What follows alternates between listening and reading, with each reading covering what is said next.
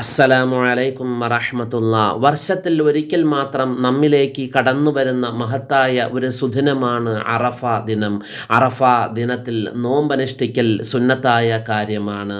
അറഫ ദിവസത്തിൽ നാം ഒരു നോമ്പ് അനുഷ്ഠിച്ചു കഴിഞ്ഞാൽ നമ്മുടെ കഴിഞ്ഞു പോയതും വരാനിരിക്കുന്നതുമായ പാപങ്ങൾ അല്ലാഹു തആല പുറത്തു തരുന്നതാണ്.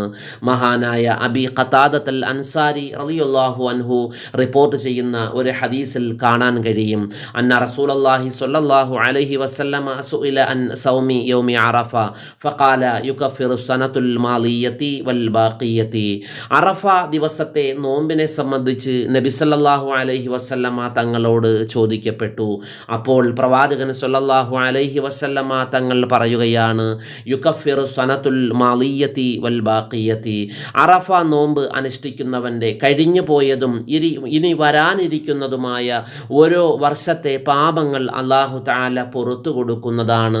അതായത് ഒരു മനുഷ്യൻ അറഫ നോമ്പ് അനുഷ്ഠിച്ചു കഴിഞ്ഞാൽ കഴിഞ്ഞു പോയ ഒരു വർഷത്തെയും ഇനി വരാനിരിക്കുന്ന ഒരു വർഷത്തെയും പാപങ്ങൾ അല്ലാഹു തആല പുറത്തു കൊടുക്കുന്നതാണ്.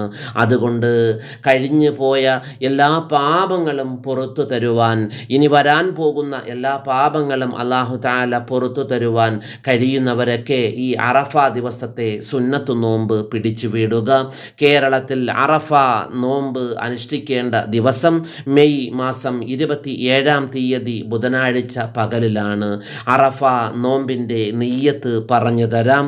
അറഫയുടെ സുന്നത്ത് നോമ്പ് അള്ളാഹുവിന് വേണ്ടി പിടിച്ചു വീടുവാൻ ഞാൻ കരുതി എന്ന് നിയ്യത്ത് ചെയ്ത് നോമ്പ് അനുഷ്ഠിക്കുക.